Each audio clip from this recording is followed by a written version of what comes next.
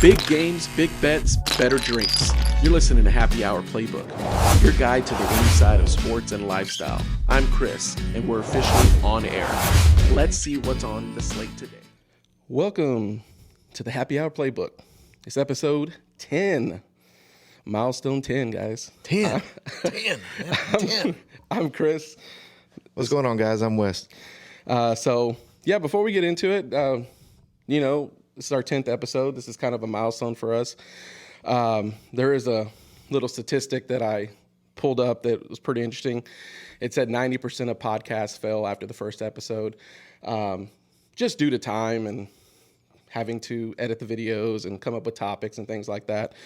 So this is kind of our celebrating our 10th episode. We got a couple things we're going to go over.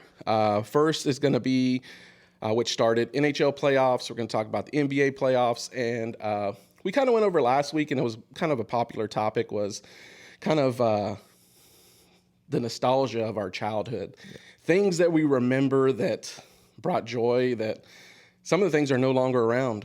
So we're going to get into that. But first, we're going to talk about our sponsor.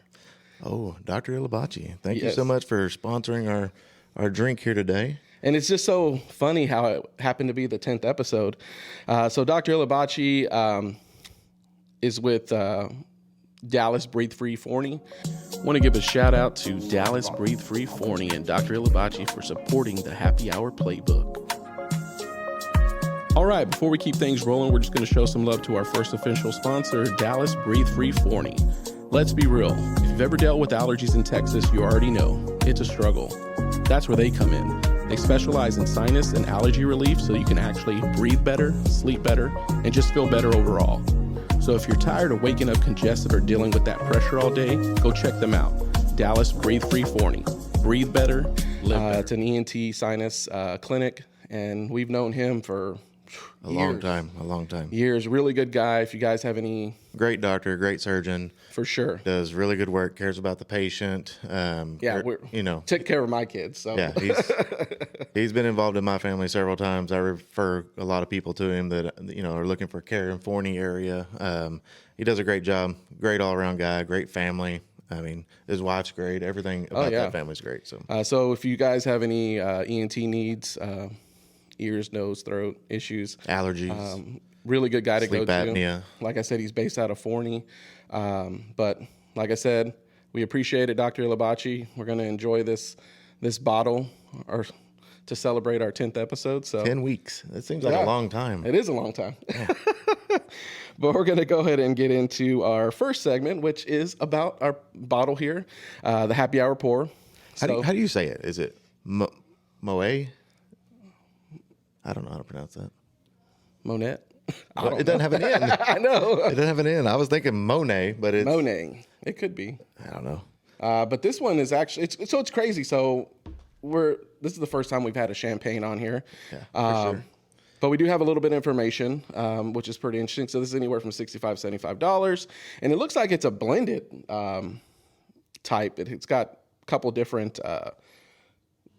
blends of champagne in it, but I'm interested because it says it has a taste of pineapple and mango, and it's sweet.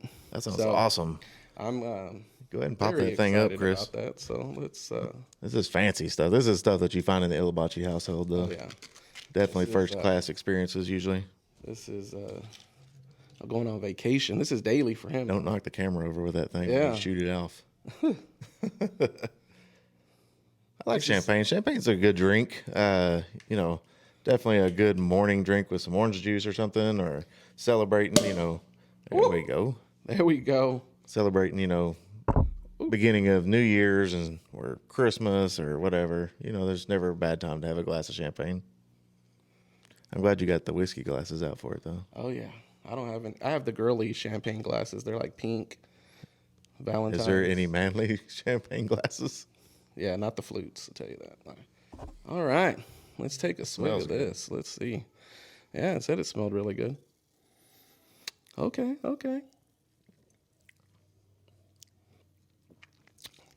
and he obviously said to have it chilled, so we just brought it out of the freezer, and it's very cold. Very, very cold. That's very sweet. It's got a good sweet taste. It doesn't have a very dry aftertaste. Because most champagnes, that's very good. Yeah, most champagnes you have a real dry taste to it, but this one actually really, really balanced taste to it. That's very good. It's very smooth.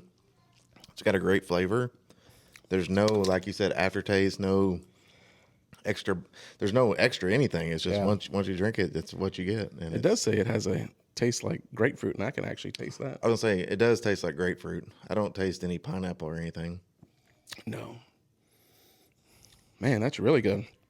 That's dangerous. Yeah. That's 12% alcohol. Yeah, 12%. So that is dangerous. Ooh. So we're gonna get into our next segment.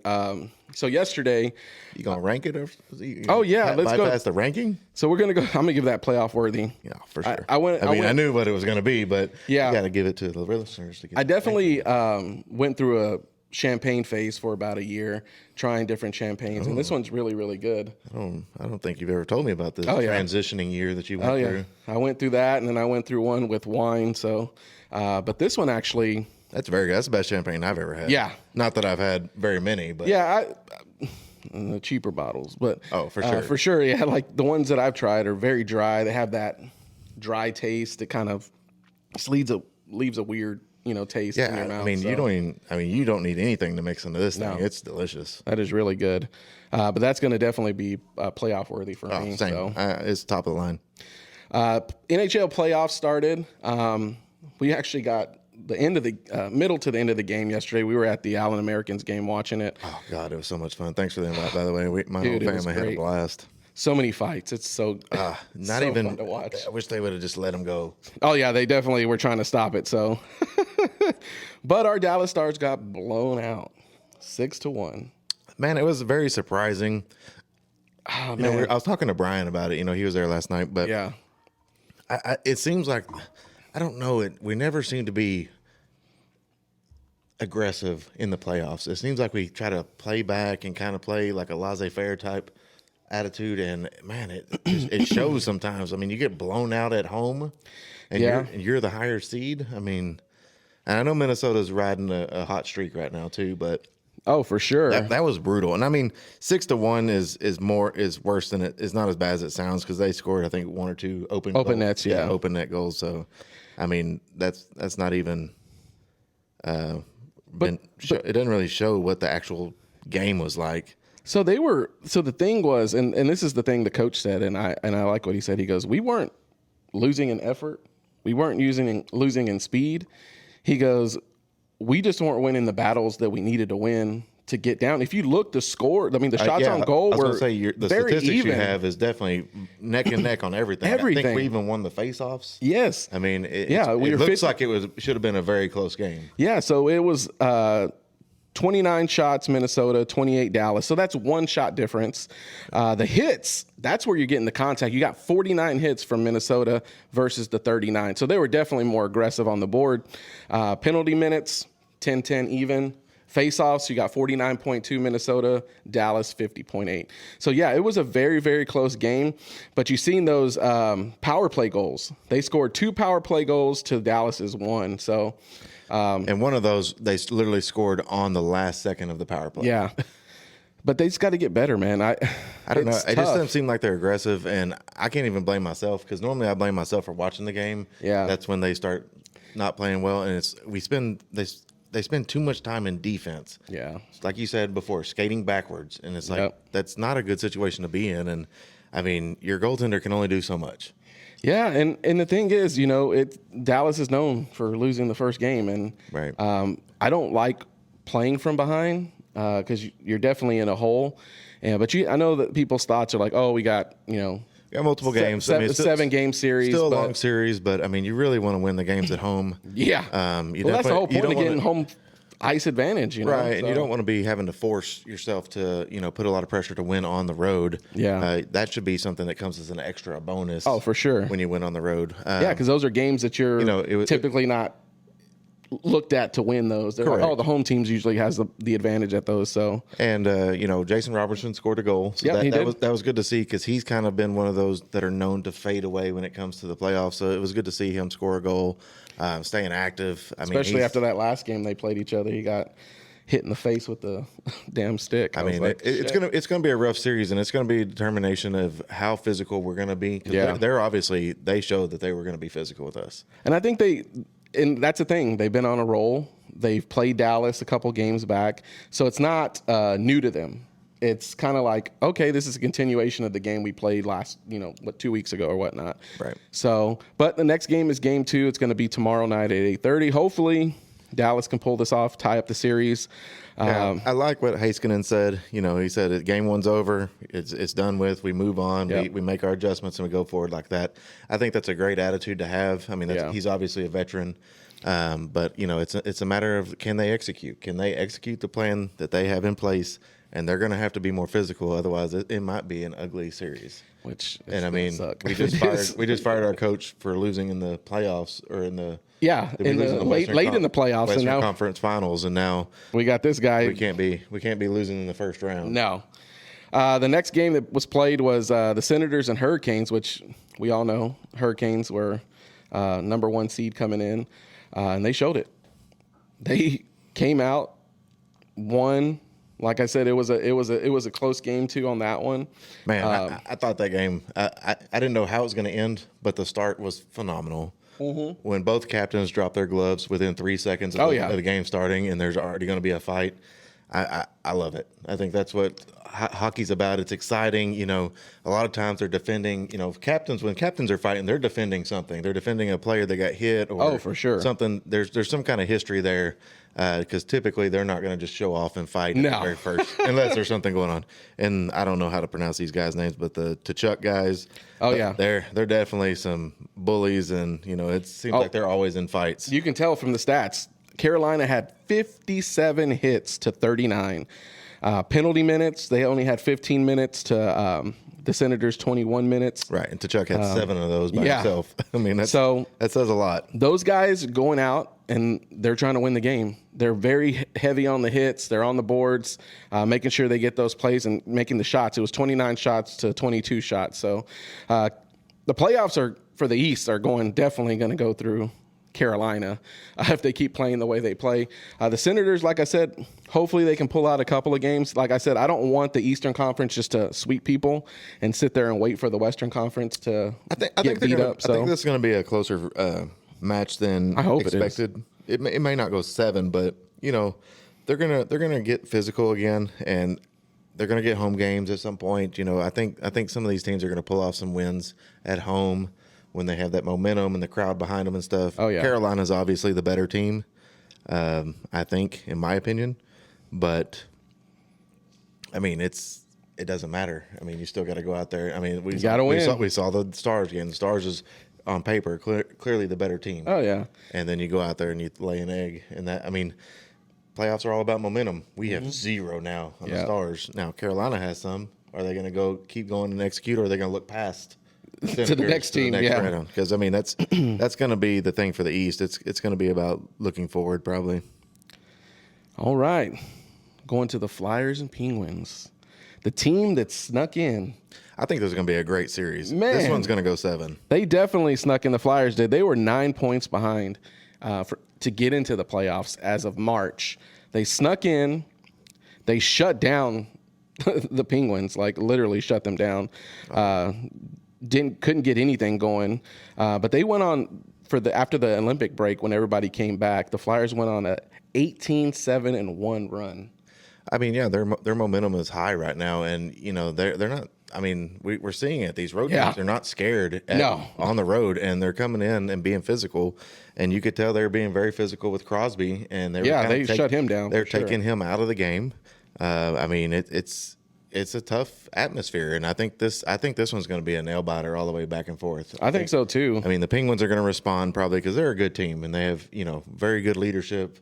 Sidney Crosby is arguably probably a top 10 player all time. Oh yeah. I mean, you have those guys. Malkin. I mean, this is not a pushover team. No. And I feel like I definitely feel like they're going to make this into a big series. This is going to be a big one. It may hurt them going into the next round if they spend all their energy on exactly. This one, you definitely don't want to go to the 7 next round first. Yeah, you definitely don't want to get to 7 games. But if they continue to play the Flyers with that momentum, that's probably what it will end up going to 7. But for the Western Conference, we got some games tonight.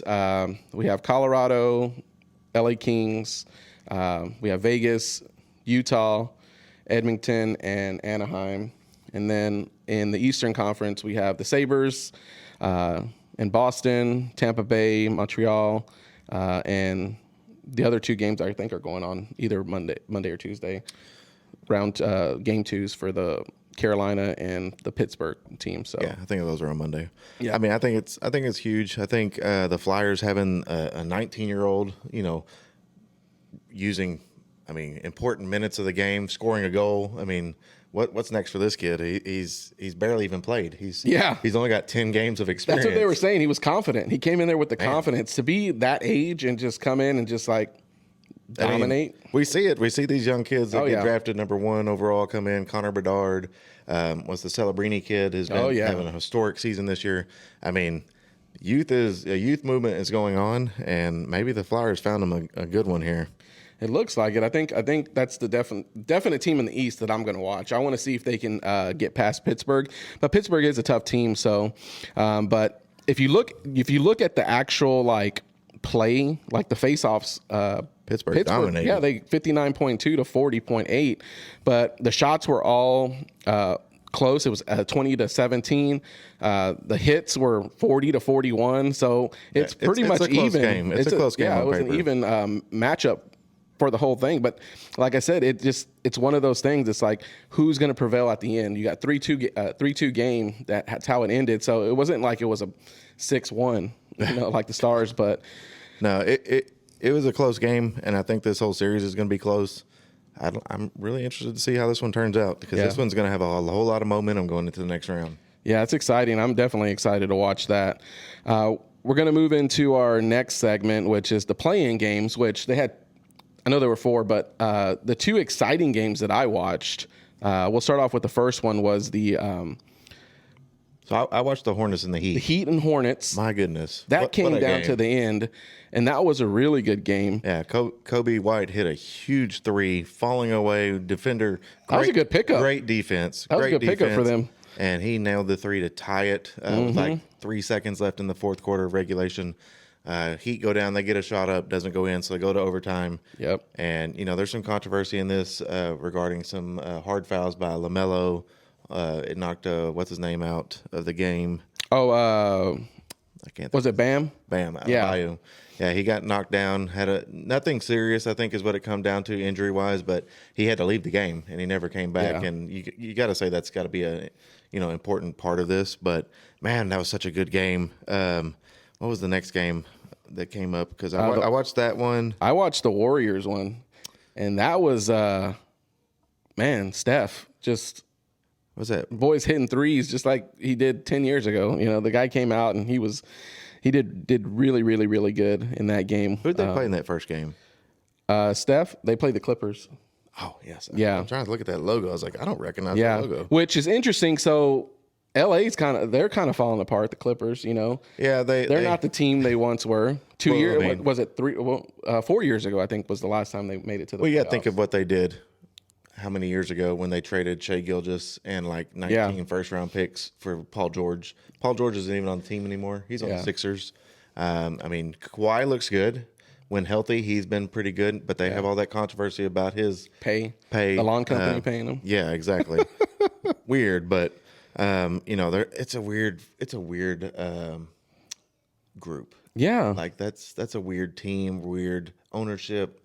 I don't know. I don't think they rebound very well from this first round exit. I know Golden State won that game, but then Golden State ended up losing. So these 2 teams we just mentioned, the Golden State and Hornets, lost the next game, but Phoenix lost to Blazers. They lost to the Blazers, which they still had a chance to get in, and they won and beat Golden State, and they got into the playoffs. And I don't know. I don't think they're playing the number 1 team. They have to play the Thunder, so we'll see how that goes. It's not going to go well for them. It's not going to go well for them. That might be a sweep. I don't know. I think we got a great game out of Jalen Green against Yes. the Warriors. I mean, he put up 36, I believe. Yes. The kid's been – I've been a fan of him since he was at Houston.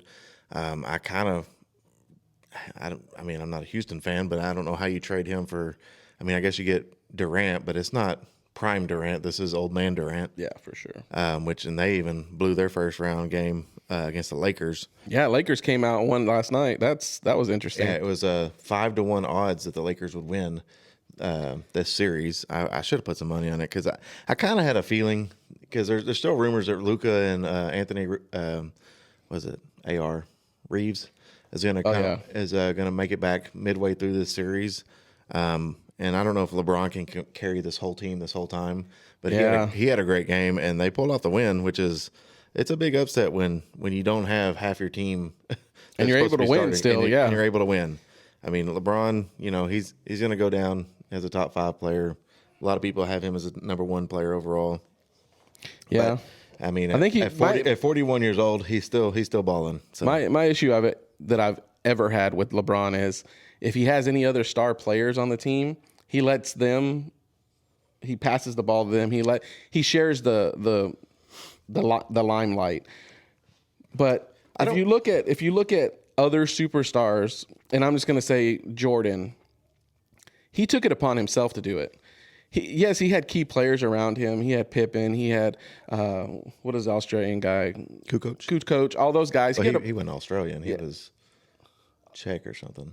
Oh yeah, he was. Who was the other guy? The tall white guy that was the center that they had. I think he was Australian. No. I can't remember. They had so many people, but he had role players, but the role players weren't always. He didn't say, "Oh, I'm gonna have an off game today, and I'm gonna let them take over the game." But if you look at the championship games he's won, where he had Dwayne Wade, Chris Bosh, those guys had big games, and LeBron kind of sat back and let them do it. But then I think the only time that he pulled it upon himself to pull the team together and win was whenever they won that championship and came back from, 3-0 or something? I think it was 3-1. 3-1, and they came. State. Yeah, and he took it upon himself to win that. Kyrie won that one. Well, the shot. Yeah, Kyrie was a great guy. I think LeBron's great. There's no doubt. My problem with LeBron is all the flopping, fake injuries, the fake, fouls, the flopping. I don't understand it, man. He doesn't need that. I don't know why he feels the urge to do that. Maybe it's the game. That's what Shea does a lot nowadays. I just do not like it. What I don't like you weren't allowed to do that in the 90s, and I don't like when they go up and act like they're going to shoot. And then the defender jumps, and then they throw themselves into him and then shoot the ball. I don't care about that one as much because that's on the defender for not having their feet on the ground. To me that's okay. When you see these replays of LeBron flying to the ground and grabbing his head, and you go back and watch the review, and nobody touched him. Yeah. There was nothing. It's like, man, you can't sit. And he's on the ground fake crying and contusion. Guys, I got it. I just don't. I don't like it. I don't. It happens in a lot of sports. It happens in football. It happens in soccer. Soccer's a very notorious one for it. But come on, man. There's a lot of people that do get injured that they don't need to be faking these injuries. No, that's my biggest problem with LeBron. Otherwise, I think he's great. I think he's he's a humongous person, and to do what he's doing at 41 massive person is crazy. But hopefully, I kind of rooting for them to pull this series off. Not for Oscar because he's a bandwagon Lakers fan, but just so they can get Dodgers, annihilated. Lakers. Yeah, I know. What is the other one? He's a Raiders fan, so Raiders. I can't say. If he was a Patriots fan, I might have said, man, he's a Triple Crown winner there. He's probably a Kansas City fan. But the other games, we'll go to the Western Conference. So we got the Heat playing the Suns. That's Eastern. Not the Heat, the Thunder. I'm sorry. Yep. Thunder and Suns, Lakers, Rockets, Nuggets, Timberwolves. That game, Denver came out and won that game. That was an interesting one, too. And the Spurs are probably going to beat Trailblazers. So yeah, they play tonight. I'm probably going to try to put something on that game.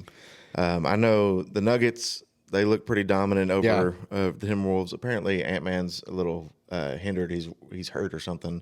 Oh, I didn't know he's trying to play through it, but the Nuggets, they're not a team that likes to I guess not run rule, but sweep teams.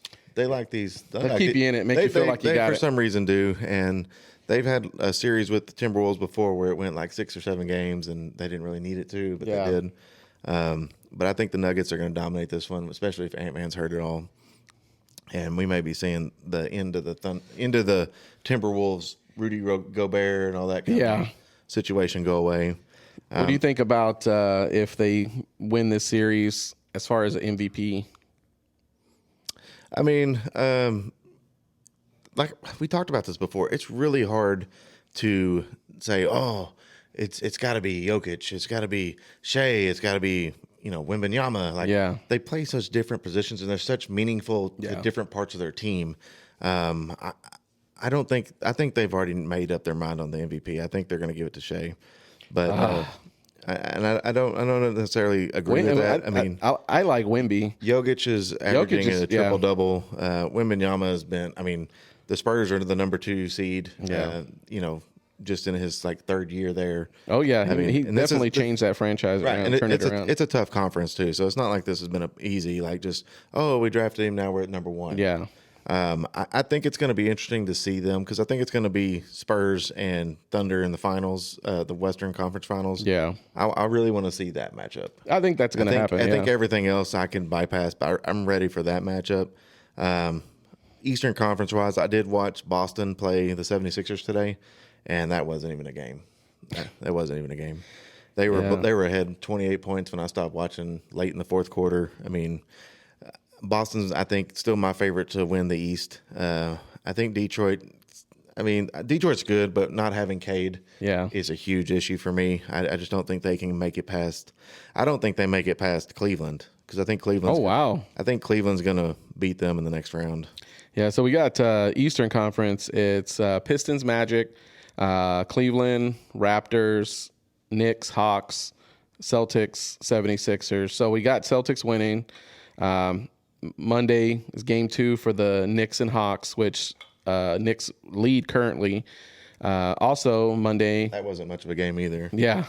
Monday is the Cavaliers and Raptors, which Cleveland's winning right now. And then today will be the Pistons Magic's game. So I kind of want to see how the Magic do against the Pistons. I think this is actually a good opportunity for the Magic to take the next step forward. That's a good young team. A very young team. They've got a lot of players. Yeah. Suggs and but they've been on and off, so right. And they got to get some consistency, especially in the playoffs, if they want to keep. Well, they don't have any history in the playoffs. Yeah, so, I mean, this is something new for them. I think this will be a good big step if they can at least make this competitive. This round. Man, I miss the old Magic. You remember old Shaq, Penny? Oh, dude, Penny Hardaway is my favorite player in the '90s.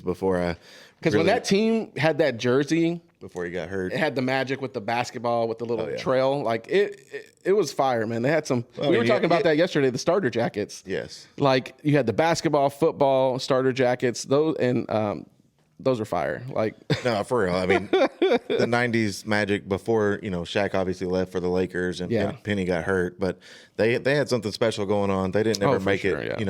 To fulfillment. They got beat in the finals, but it was a good team. It was fun to watch. I mean, Shaq in his prime was the most dominant basketball player we've ever seen.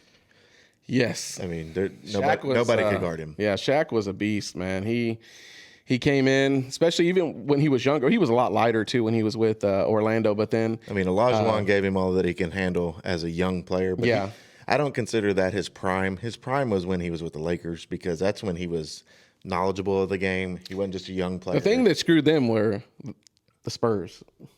The Spurs had a really strong team at the time with Duncan and for sure. I mean Ginobili and what are the Western Conference was crazy. The Kings were awesome with Weber and Stojakovic and Jason Williams. Oh yeah, I mean Williams. Man, those teams are stacked. It was a battle every time you played. Oh yeah. I mean, Sacramento was a good team too. I was lucky enough to go to some playoff games in the '90s where the Mavericks were playing the Spurs and stuff like that, and man, it was just a tough game. I mean, Steve Kerr late 30s just lighting up the teams for 6 threes. Like, who is this guy? Who is this old man that just came off the bench?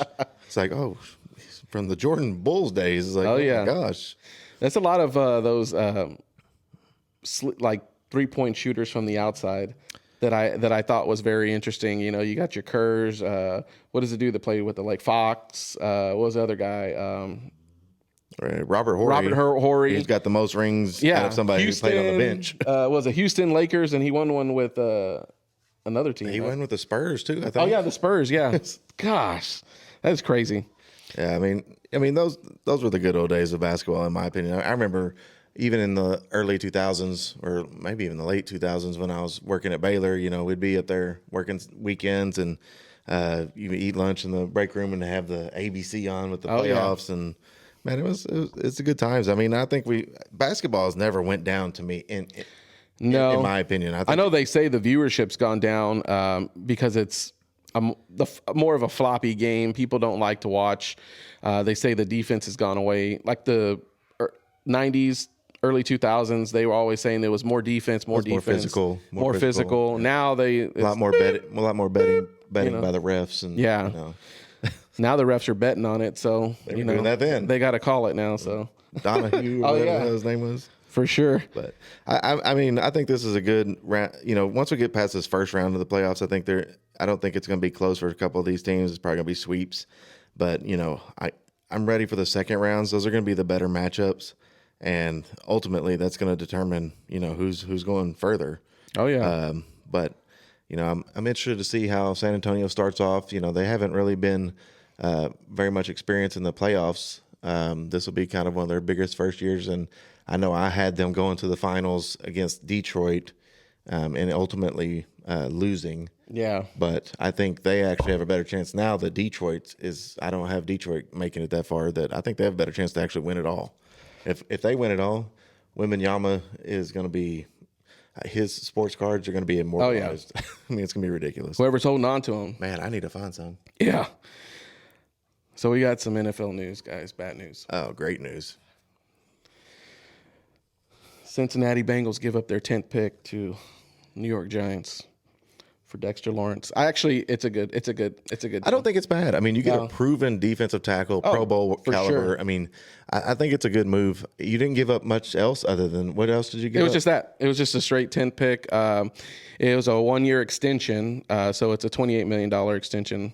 They're probably going to extend him. Yeah. Further, but he is a good defensive tackle. I was going through a bunch of the feeds, past tape of him, and it's all been positive. Everything that's been said has been positive. So they said they finally were able to figure out what their needs are. Well, I was going to say, the Giants were scrutinized for taking him. They took him pretty early in the draft when they took him years ago out of Clemson. And he's actually played better than what the projections were. So I think that, man, anytime, I don't care what pick it is, you get a proven person to play for you. Yeah. I think that's way more important than somebody that's what I was going to say. Because we've talked about this draft being so much from pick 5 to pick 25 being all mellow, kind of, you could go either way with these players. And that's the thing. It's like, they're not proven in the NFL. They're proven in college. So we've seen tons of first-round picks get drafted and not do anything in the NFL. Oh, for sure. I was just on a feed the other day, and it was a I forget which year it was, but it was going through each draft pick, and most of the grades were C. Yeah. And then there was several Fs for people who never panned out. These are first-round picks. Oh, yeah. That's a lot of it's a lot of pressure, a lot of expectations on a player, and some of them can't handle it. And I think, getting a proven person for your pick, I don't think you do anything wrong there. No, I think it's a good especially if you didn't give up anything else. Yeah, and we talked about that. It's the Giants, but but we had talked about even potentially giving that pick up and going later in the draft, getting maybe a later pick in the first round. The Giants, I think, only had that fifth pick, and which I think giving them this another pick is going to help that team out. But we already know where they're going to go. It changes where I think they go with that 5th pick, though. You think they're going to wait? Because I had them getting going offensive tackle. Yeah, I had them getting Caleb Downs. I had them going offensive tackle to protect their quarterback. Now that they have the 10th pick, they can go whatever they want to at 5 and then have 10. They can go offensive tackle. And it might be a defensive player at 5th. So I think Sonny Styles is gone. I think you might be. I think I think that's where he goes. I had him at 12, and you had him at. I had him going to. I had him at 10, actually. I had him going earlier, I think, but I don't know. So but I think that's where he goes now. I think you pair him up with The kid they got out of Penn State last year, they still have the kid yeah. from Oregon. I mean, that Yeah. defense starts looking a lot different now that you start putting these I younger forgot about the players kid with from them. Penn State. Yeah, I mean, Abdul Carter. Yep, Carter. I mean, that's a lot of athletic ability on the field at one time. Now, whether it changes if they're good or not, I don't know. But if they just love that player at 5, I think they take him. I think now with having picked 10, they have no pressure to take offensive line at 5 now. No. They can go offensive line at 10. They can trade back from 10 to go offensive line. Yeah, you can trade that 10th pick and get potentially first and a second or a third round, later on, depending on who you're giving the pick to. But yeah, I've seen a lot of, and I can't wait for this week when the draft starts on Thursday. But I've seen a lot of mocks where the Cowboys are moving up, and it's kind of a variety of places they're going. I saw them going to number 3 or number 2 to get the kid from Texas Tech, David Bailey. okay, that's not a defensive end. That's not a bad one. I don't like it. I don't like trading. You have 2 first-round picks. I don't like pressuring yourself to try to make an issue right now. Yeah. Once again, for an unproven player, I've seen them trade down to actually it's like 8 or 9 and taking the Caleb Downs kid from Ohio State. Not necessarily upset. Wouldn't be upset with that move, but I just don't think you should have any pressure. I think the Cowboys can easily go cornerback at 12 and cornerback at 20 and just be fine. Yeah, they give up that 12th and move back down to 20. Well, they've already got 20. That's their other Oh, yeah, pick. yeah, 12 and 20. I'm sorry. So I'm saying, and even then, they could give up more and go back. I would be okay trade back for the Cowboys, but, there might be some pressure on Jerry Jones. He's getting old, so he may want to make a splash. But, I mean, I wouldn't be upset if they take a defensive player, if they trade up and get a defensive player. I just don't think I don't think the value is quite there. Who did they have further back? Let me see. There's a couple teams that wouldn't mind moving up. I know these 25 through 32, Chicago, Buffalo, San Francisco, Texans, Chiefs, Dolphins, New England, Seahawks. Any one of those teams would love to give a 12 spot in. Right. I would be okay giving up the 12 spot, moving back to like in the 20s, taking Thieneman from Oregon as safety, and also getting like the Zion kid from Missouri. Oh, yeah. Probably more of a project than some of those early first round defensive ends. But I mean, I think he's a player. I think he's got all the tools that you need to be successful. But obviously, these guys are unproven, like we said. Oh yeah, for sure. And Cowboys are not one to not take people and them not pan out. R.I.P. Taco Charlton. Hey, I did see. Was it Overshone? He got a jersey from the Texans. He got like a gift. Texas Rangers. It was a pretty cool video. So he's opening this pretty cool package, and it was that Tejas Nice. The jersey. City Connect. And he had the hat and everything. He's like, "Oh, this is fire." He goes, "I like that." That dude's a stud. Yeah. Talking about from a small school, Texas, rode a horse to school. Oh wow. This dude is wow. I like him a lot. He's a high character guy. Just kind of an all around, but athletic ability. I think if we could get one of those, we talked linebacker. I think I went linebacker at 20 with the kid from Georgia. Even trading back into the second round, you got the Rodriguez kid from Texas Tech, or I think Anthony Hill from Texas is going to be available in the second round as well.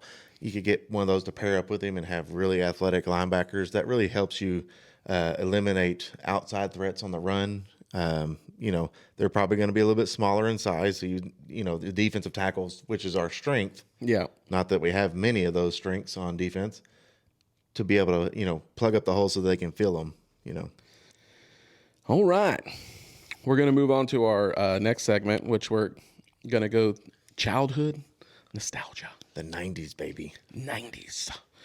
So it's crazy. So a lot of these things are coming back. You see these trends that it's always comes full circle. The trading card we talked about. I know. I never was into the Pokemon, but my brother was, and I remember. I wish I would have been, because I actually remember taking him to like a card store and buying Pokemon cards and selling Pokemon cards. And I remember, as the years went on, that card store closed. And I guess because trading cards fell out of. Well, the 90s was part of the junk wax era. So a lot of the sports from the 90s, other than your Shaqs or other than your Jordans and your Kobe's, a lot of that was overproduced. Yeah. Whereas, so there was so much supply, there's little value. Yeah. And you see that from the 80s and the 90s. And that probably put a lot of pressure on the stores, especially as prices go up for rent and stuff like that. But yeah, I mean, I wish I had stuck with it. Pokemon was kind of part of our, history growing up in the late 90s. I think it started in 95, 96. Yeah. I remember having the Game Boy version. And, I didn't really watch the TV show because I don't think it came on regular TV. We didn't really have cable, but if you'd have had those cards sell for so much money right now. Now they do. That's crazy, the amount of money. You can't foresee that when you're, a 10-year-old or 11-year-old, but. And there's some people that held on to them, and those people are reaping the benefits of those now. Yeah, it's collecting, so they just keep them in their little. Like you said, it's nostalgia. I actually went to a card show yesterday with my 8-year-old, and we went and walked around, and it was a huge Pokemon show. It was I'm more into the sports cards, but I do look at the Pokemon stuff as well. But there's a huge selection of Pokemon throughout this whole place, and they're selling for so much money. I'm like, what is the price of this stuff? Dude, I don't even know the name of these characters. There's so many characters, but it pops up on my feed a couple. Used to be only like 200 of them. Now there's like 2 million. Gotta catch them all. It's like now you can't catch them all because you don't got enough Pokeballs. No. But it was like this card, and they're at a trade show, and the guy's like, oh my God, I can't find my card. Someone took it. And I guess when he was selling it, this guy accidentally picked it up, and he said that card's like $3,500. He's like panicking. That's crazy. He's like, I got to find this card. I got to find it. Like, where is it at? And they chase this guy down, and the guy's like, oh, I made a mistake. I thought it was part of the buy that I bought, the batch that I bought, but it wasn't. But I remember going through a couple of different phases of fads. Furby was one. My stepmom came home with the Furby. I remember the Furby fad, but I never had one. No, I think my sister had one. Yeah, we definitely didn't want one, but she came home with one, and it was so interesting watching this thing. You set it down, and it was like, tap it on this and wake it up, and it's like, I don't know. Start doing gibberish, and if you want to feed it, that is some of the scariest shit. Oh yeah, in the world. that was like that the first like animatronics. When you walk in the room, and you're like, oh my God. Yeah, because in the middle of its head, it had like a sensor, so it knew when you walk by, and it would turn on when you would walk by, and stuff like that. It's just weird because the technology at the time wasn't really there, but it was just motion sensor. So yeah, those were crazy, and I remember the prices and the this was before Amazon. So, so I remember the Toys R Us, KB Toys. Yeah, the lines at the stores, the people, the rush, people fighting in the stores and stuff like that. I wasn't a part of that because obviously I didn't care. But I remember what was the other one? Beanie Babies. The Beanie Babies. Man, I remember I had a chameleon Beanie Baby, and I thought he was like worth all this money. He wasn't worth shit, but I know like my grandpa was an antiques dealer, and he was big into like trying to get them like as cheap as he could at times. And there's still some that have some value. I think the rare ones that as long as their condition's good. Yeah, but you have to have the tag. You have to have all that. Right, stuff but that was a big push. That was a big push in the late '90s to get those. I remember being in school and having the pencil machine with the NFL. Oh my God, dude! Pencils. Dude, I was throwing quarters in that thing. Just I didn't get the team I wanted. I didn't get the team I wanted. And you're just getting all these random teams. You're just trying to get the one you wanted. I remember exactly what you're talking about. And you put it in your little trapper keeper. You got the little slot for all your pencils. So you're talking about the trapper keeper thing. I had this like tackle box thing, and I know I don't know if Kobe's listening or not today, but he hated me for that thing because it was like turquoise and purple or something, but it was huge, and I had all these pens and pencils in it, and I had 3A on it, which was our the GT class. Okay, that was the class, and I had it on there. Of course, being poor, you take that to the next level, so you have to mark it out and put the next trying to wipe 4 or something, whatever it was. But I remember those were cool, like erasers. We used to go and buy erasers every day. Erasers. Why? And then the double colored one, it was like pink and white, like. Oh, this is for ink, and this one is for pencil. It's like the white eraser was to if you had a pencil, like a ballpoint pen, you could erase it, and the other it was a little stiffer, and the other one was I remember for pencils. I remember the dispensers in the blue dispensers, like, and it had the notebook paper you can get out of there too. Right, it's like little pads. It comes out. I remember that. That's man, that is bringing back some memories. And I remember the girls. in the class had those Tamagotchis, the little keychain. Oh yeah, the little Feed it and do all that. things. Yeah, little baby. And then they had whatever. Polly Pockets, same thing. It was a little thing, keychain thing that had little figures and little shit you can keep in there. No, man, it was crazy just growing up and the things we had. We didn't have the internet. We went outside. I remember riding bikes. Like, I had like I had internal GPS. Like, I don't even remember. I'm thinking now, like, I would get down like 8-10 miles from my house, and I don't know how the hell I got back home.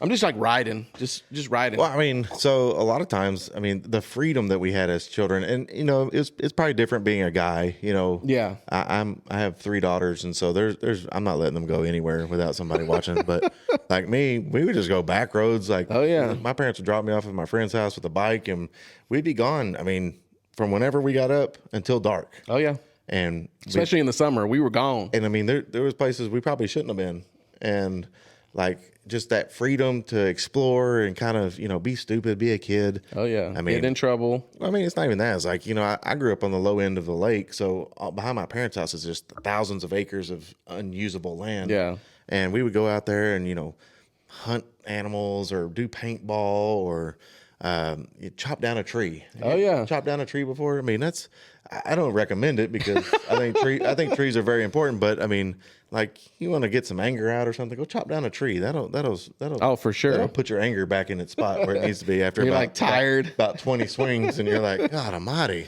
It's like, I'm not mad anymore. I'm not mad anymore. But I mean, you know, it's the freedom that we had then. You know, it's different. I don't know. Like, I don't ever see my 15-year-old. I kind of give him quite a bit of freedom because they'll return him if they take him. But they're like, man, he eats too much. He's a pain in the ass. He irritates me. It's like, I know. That's why I was trying to give him away. No, I'm just playing. Oh no, it was different, man. Times were different. It was fun. And I think it was the ignorance level too, because there wasn't the knowledge of the child predators and kidnappings. You know, you didn't have easy access to that stuff like we do now. Yeah. You get an alert on your phone nowadays. Oh, for sure. Happens. They sending you shit in the mail now, I'm telling you. We didn't even have phones. No cell phone. Like, literally just leave at the beginning of if you in the summer, leave your house, just go to your friend's house. You knock on their door. Hey, you want to go ride bikes? They ride with you. You're riding. You're just riding the whole day to different places. And I think that's also the activity level of kids back then was higher than kids nowadays. I don't think you saw the obesity problems that we see now, you know, the early childhood illnesses. I think autism was probably still a thing. They just didn't call it that. Yeah. I think they just called those kids, you know, attention deficit or, you know, hyperactive, whatever. I mean, you know, and that's also an ignorance thing. It's just not knowing any better. But that was a fun time, man, to grow up in the 90s. Oh my gosh. We were right in the middle of the perfect time. The freedom, and then the we got the early part of the technology. I remember getting the internet, getting a home computer. Yeah. Well, you're getting a home computer. Like, we went shopping and it came in this massive box. It was a shitty computer for like shitty as hell. $2,000. Compact or whatever. You had this big ass computer you had to buy a computer desk for. You set this whole thing up. It's slow as hell. Yeah. We'd get on Napster when it first came out, and then I got on LimeWire, and I'm downloading illegal albums, and it would take like 2 days to download it. It was just so slow. You had some good internet if it took 2 days. Dude, it was forever. And then it would be a wrong album.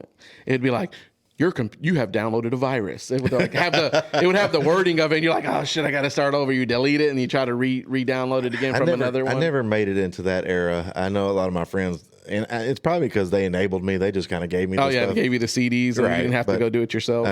I remember the first game that I bought for the computer was like some kind of aviation game, and I could never figure that stuff out. It was like way more advanced than I ever needed to be playing. You got to have the little joystick and do all that shit. No chance. I think that was the biggest waste of $50, and $50 back then was a lot. Oh yeah, we had like the toys that we had, like.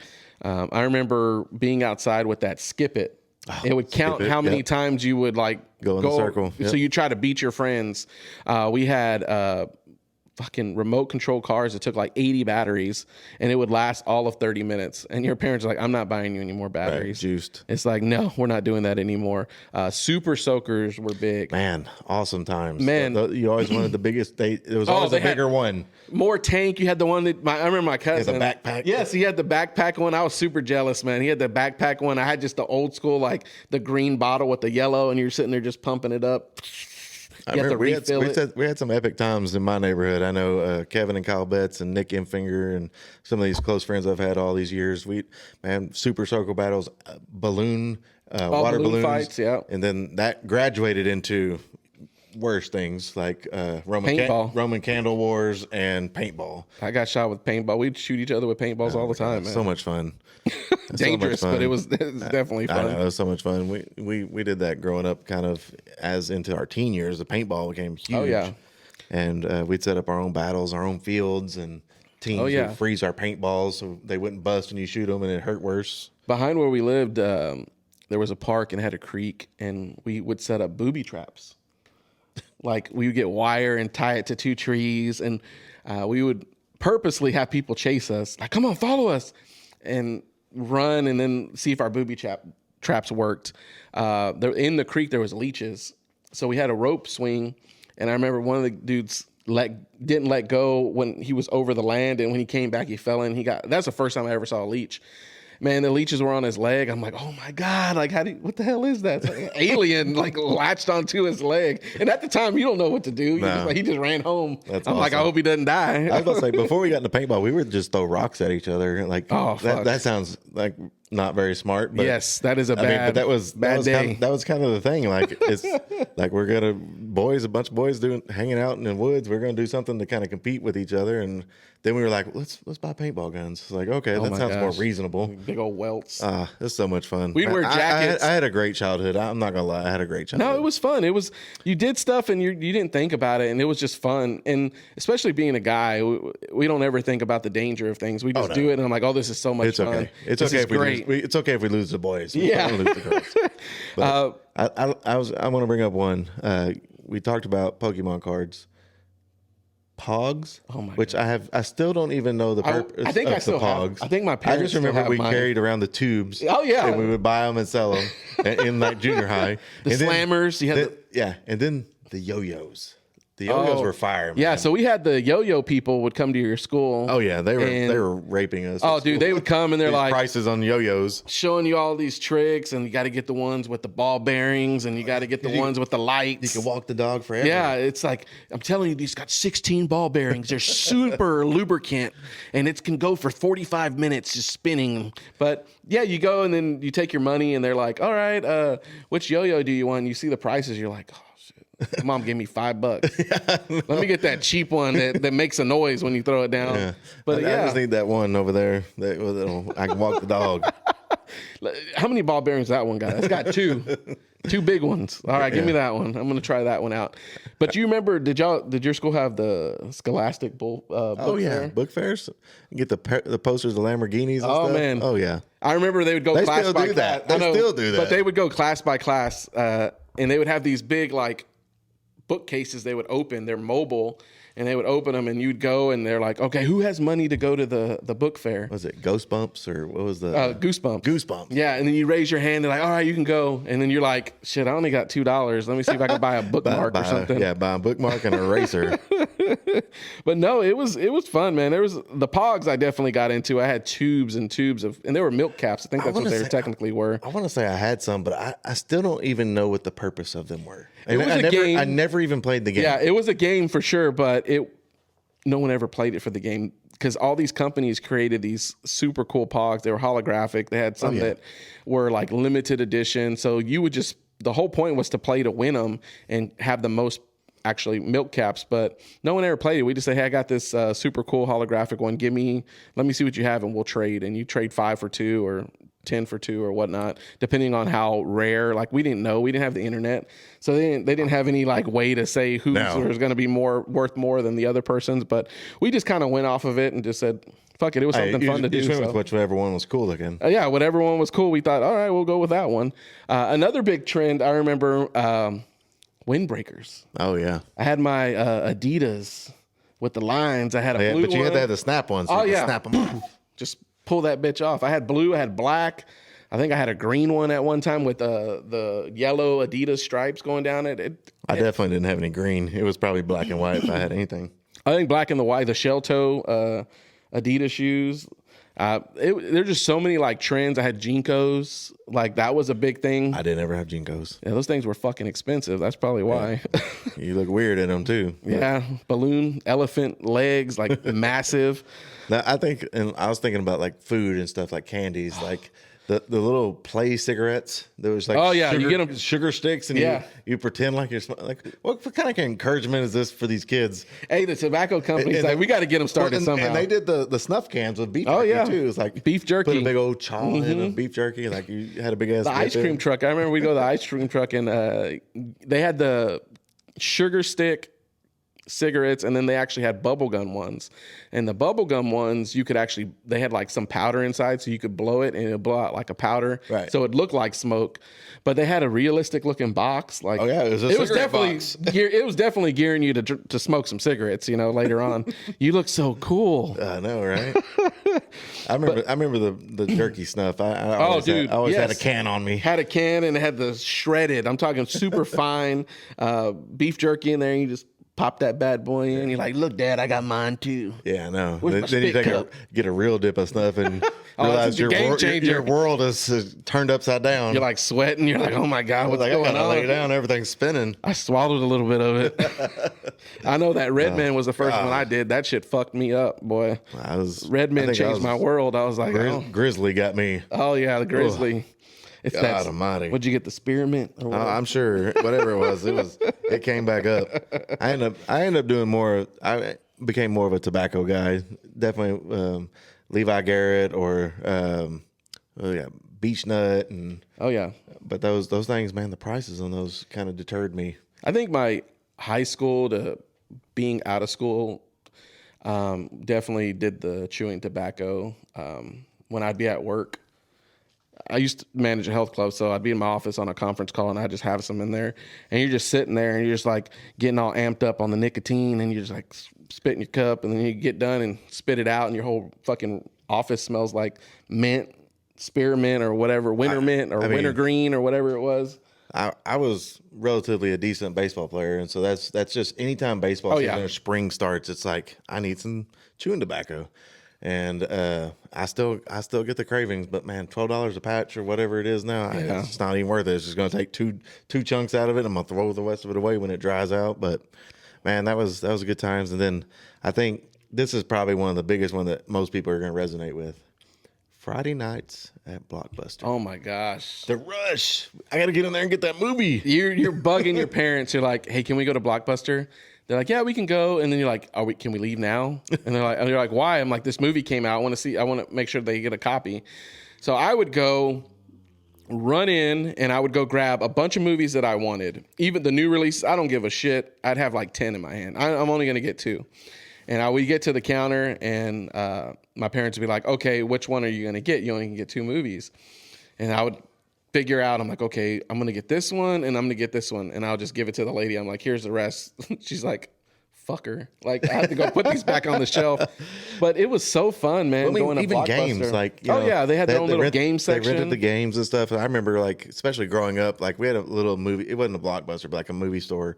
And we like a family video or just whatever, something. yeah. And we would go in there and, checking out all the new games that came out because, we were not going to buy them. Games were expensive. Yeah. And they're, so it's like, just amount as much as they are now. Like, I remember, like, a cartridge game or even a CD game was $60, and my parents weren't buying that. So we'll go rent it. We'll go rent it to see if you even like it. For sure. And that's why I didn't have a huge like personal gaming collection. Like I didn't have I maybe had 2 games, but it was always renting. We'd go and rent it. And all mine came from, once I wanted stuff like that, when I had that ambition to go to a different console or something like that, it was, you need to go get some money. Yeah, for sure. I was working, trade them in or do whatever. yards and stuff like that. But no, going to Blockbuster, man, you just can't beat it. You're trying to find the movie. You're going in, especially like when you're in the teenage years, you might be dating somebody or something. Yes. You're going in there and you're trying to find a movie. And it's like, I got to get this movie.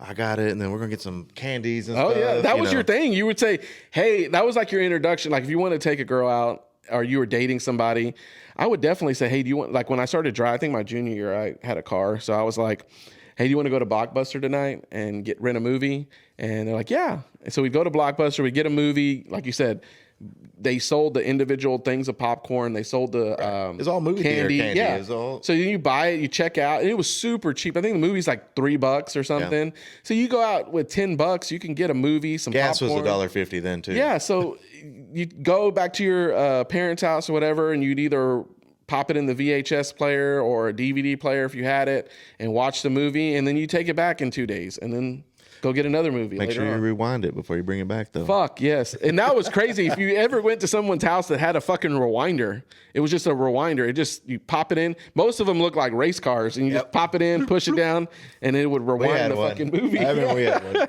Be kind, rewind. I mean, that's the good old days, man. I know.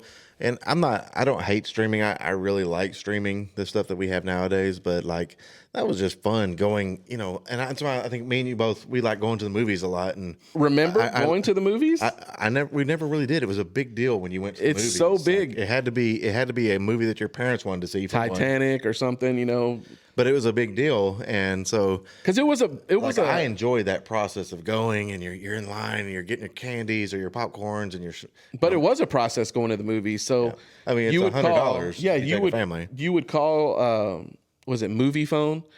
Or you would look in the paper, and it would tell you what's playing and what time it was playing, and then you get to the movies, they drop you off in the front. You have to wait in line. And it has a little ticker thing, and it tells you what movies and what time. And then you get to the booth, and you're like, okay, I want 2 tickets for whatever at 7 o'clock. You get inside, you have to wait in line, get all your shit. And there was no assigned seating. So I know. If you had to be there first. Yeah, if you took too long in line, you're fucked. You'd have to sit right in the front like this, fucking hurting your neck. But yeah, it was a process. And I remember when I started dating my wife, and they had the assigned seating. The person you still had to get your tickets from the booth, but she turned the screen around and you were able to pick where you wanted to sit. I was like, damn, this is game changer here. I don't even think I don't think I ever got to experience that. I think I just picked the seats on my phone. Oh, there was no app. For sure there was no app. You had to do it there. And then I think they had like little kiosk afterwards that you could do it at and pick your seats.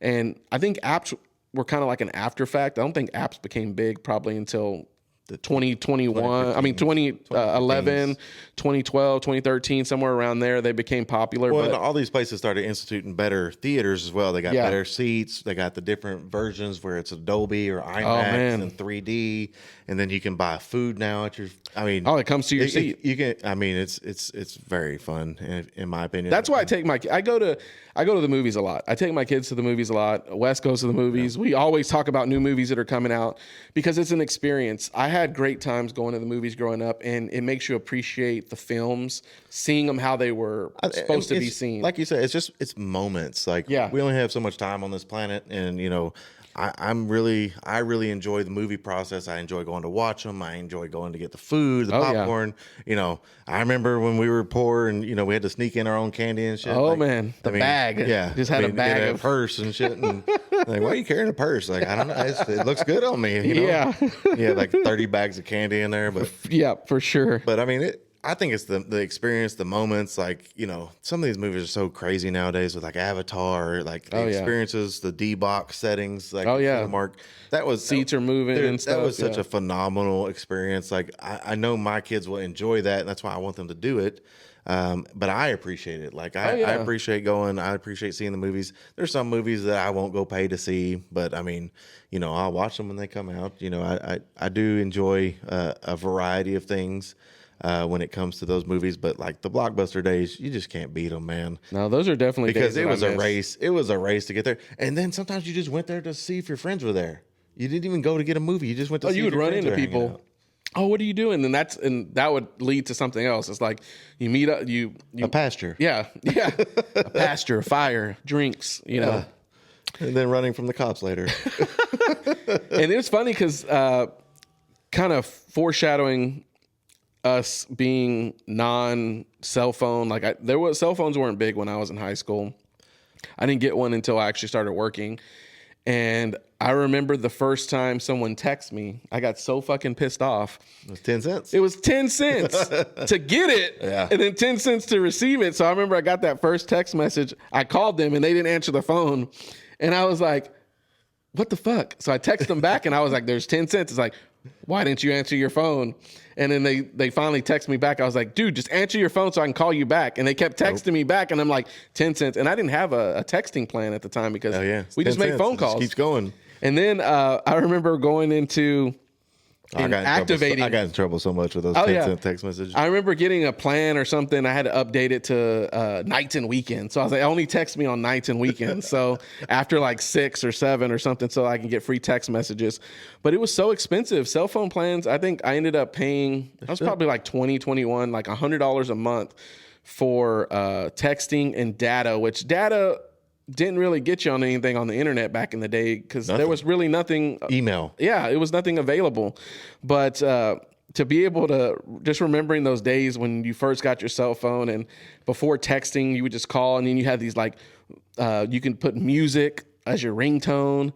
When somebody was, instead of it ringing, just it was like actually music playing, and you can have different music playing for a different person. It was super cool. It was very customizable. You had ringtones that you could download for your whoever was calling you on your side. But yeah, it was a lot of different things like that. It made it fun. And like I said, it was just different. You know, it was a different time. There was no obligation. People weren't on social media. People had to call you at your house to find out what you were doing. I remember plenty of times I would go and drop my girlfriend off at home, and I wouldn't go straight home. I'd go to my cousin's house, I'd go to my cousin's house or somebody else's house, and I would get home, and they're like, "Oh, so-and-so called," and I said, "Oh, what did you tell her?" She's like, "Oh, you weren't here." She said, "All right, tell them to call me tomorrow."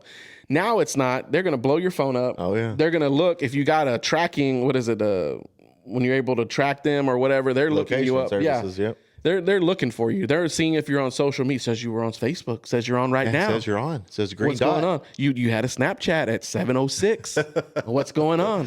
I'm like, there's no freedom. Like, be truthful here. Is this my ringtone for you? Oh yeah. You're like, it's time. It's time.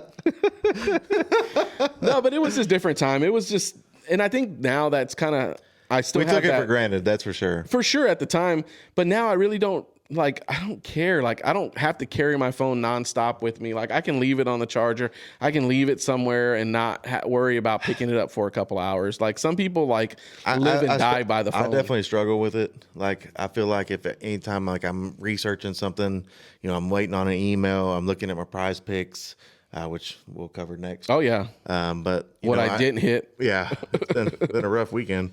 But it is an addiction. Like, I do have a problem. I'm trying, especially when I'm with my kids, to put the phone down. Yeah. Kind of just take in everything that they're doing. If they're, because we take for granted that they're, going to be this little for so long. Oh yeah, they grow fast. Man, it's crazy. And so I've been trying to mentally make myself do that better. But I also, I still struggle with it. It's something that I have to work on for sure. But let's go to those picks real quick. Oh my gosh. Let's get into the money losses. I've had, I think I did 3 or 4 this week, and it wasn't good. I had one. It looks like I'm hitting one right now. Hopefully I get some out of that. So did one for basketball. And first I did one for hockey earlier this week. And that one I got 2 out of 6. Not good. Lost that one. I had a basketball one, and 2 out of 6. Not good.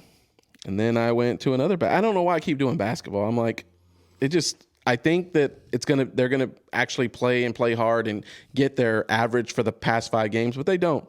This next one I got 1 out of 6. And then the one that I actually did hit, I got 4 out of 6, which was nice.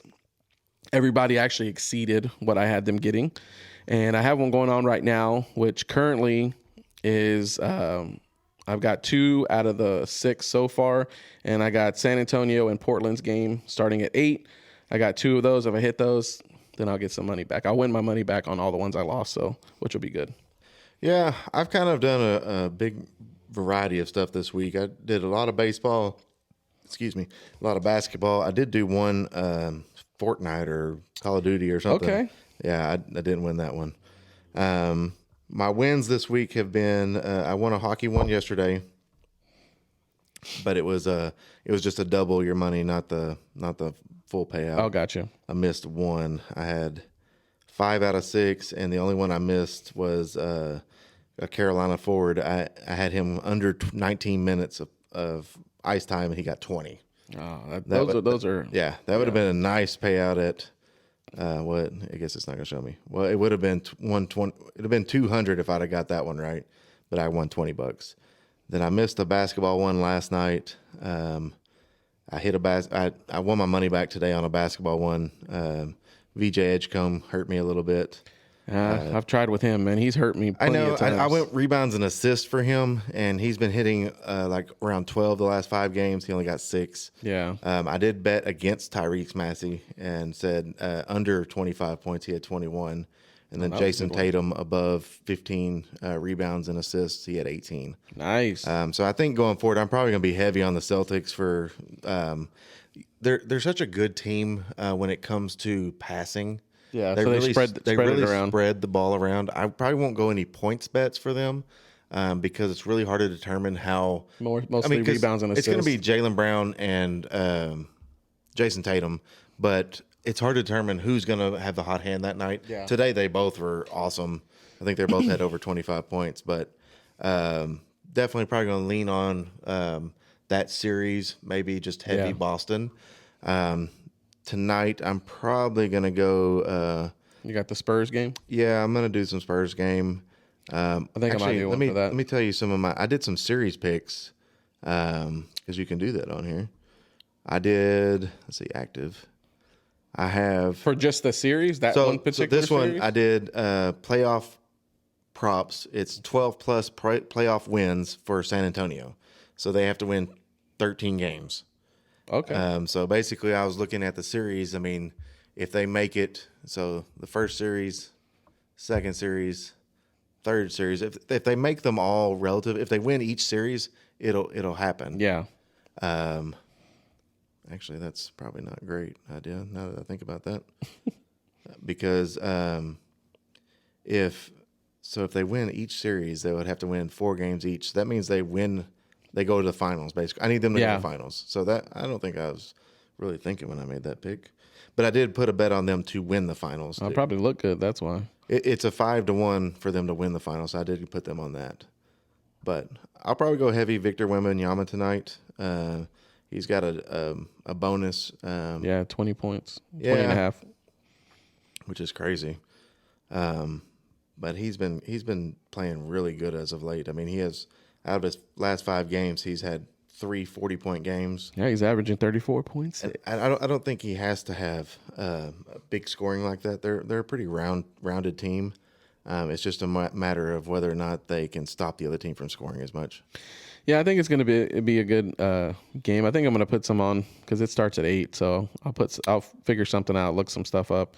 But hopefully I win these 2 players on playing that game tonight, so I can at least win double my money back. Yeah, and reapply that for Monday's game. I think I'm gonna do hockey. I tried to stay away from the 6 pick and kind of do like a 3 or 4 pick to see if that would give me better. I mean, obviously it's better odds. Yeah, but I'm still about the same. I'm kind of either winning my money back or winning double my money. Yeah. So this week I'm pretty much a break even. So that's good. I mean, it's always nice to break even. It's not the worst. Not the worst. He's starting to have to Apple Pay more money into it. That's when it's a problem. But you're like, man, I'm not winning. Yeah. No, I usually keep it, and I'll if I win, I try to get to a certain amount, then I'll take money out. If I win like $220 or whatever, I'll use that to just place my other ones, and I'm like, I don't feel as bad. I'm like, no, it kind of just pays for itself. That's all. Yeah, I'm like, it's all money that I won, so it's not like I'm having to reinvest it. But it's fun because sometimes you do hit and double up that money. And it makes it nice. You're like, okay, you know, I'm right on some things. You know, it depends. I think the NBA is hard. NHL, I've had probably really good luck. Baseball, I haven't had any luck with it. So baseball's been hit or miss. I mean, it's so hard to predict these guys what they're going to do. I just try to look at the matchups and see. You know, I try to lean heavy on power pitchers to give up either, you know, home runs or strikeouts. I mean, that's just kind of where it's at. I mean, obviously today the Rangers are having a hard time. Mackenzie Gore is the power pitcher. He throws 95 plus, and he's given up like 2 or 3 home runs already. It's 5-0, so it's a rough outing for him today. But I mean, it is what it is. You're going to have that in baseball. You're going to have the for sure ups and downs. But I mean, I think it's been a good week. I was very exhausted from work this week. For sure, man. And the weather didn't doesn't even do help anything. either.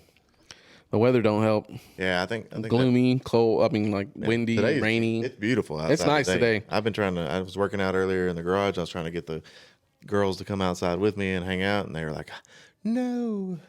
Like, all right, well, the sun is shining. I was like, we can't go outside. It's like it's not hot. It's 72 degrees. The wind's blowing. Sun's out. I was like, it's beautiful. I was like, man, this is my weather. Probably should have been playing golf. Hey, that wouldn't have been too bad. I've been in a doghouse if I'd have done that. All right, guys, that's episode 10 of the Happy Hour Playbook. We went down, talked about NHL and NBA playoffs. Went down a little memory lane there for you guys. But next week we got we got a lot to talk about next week because we're going to be a couple games into the playoffs for both NHL and NBA. Then we got the NFL drafts on Thursday. So it's going to be a big recap, especially the first round. I think we'll lean heavily on that versus for sure. versus the other rounds. But yeah, the late rounds. I think the first round's kind of what people really watch it for, first and second round. For sure. That's where most of the big trades happen. Yeah. And this year it's really going to be crazy. I think. The amount of trades, I bet. Oh, for sure. I think people are going to start making moves, and these GMs are going to get brave, and they want to win. So a lot of teams are really close this year. I'm excited to see what happens. I'll be happy to talk about it next week. Oh yeah, and it's going to be good. Give us some updates on the series that are going on, and be a good weekend. So until next time, we'll see you guys. Don't forget to follow, like, subscribe. We're on all social media platforms. We'll be looking forward to hearing from you guys. I know a lot of people message us on Facebook and Instagram, comment on our stuff. We'll reply back. So if you have any questions, feel free to comment, leave a message. We'll reply as soon as we get it.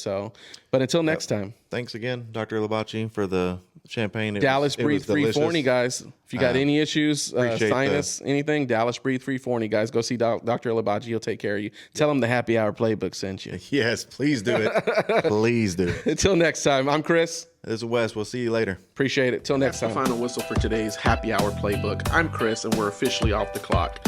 Make sure you follow us on Instagram, YouTube, Spotify, and Apple Podcasts so you don't miss out on our next slate of picks. Stay sharp, stay hydrated, and we'll see you at the next kickoff. Peace. Want to give a shout out to Dallas Breathe Free Forney and Dr. Labachi for supporting the Happy Hour Playbook. All right, before we keep things rolling, we're just going to show some love to our first official sponsor, Dallas Breathe Free Forney. Let's be real. If you've ever dealt with allergies in Texas, you already know it's a struggle. That's where they come in. They specialize in sinus and allergy relief so you can actually breathe better, sleep better, and just feel better overall. So if you're tired of waking up congested or dealing with that pressure all day, go check them out. Dallas Breathe Free Forney. Breathe better, live better.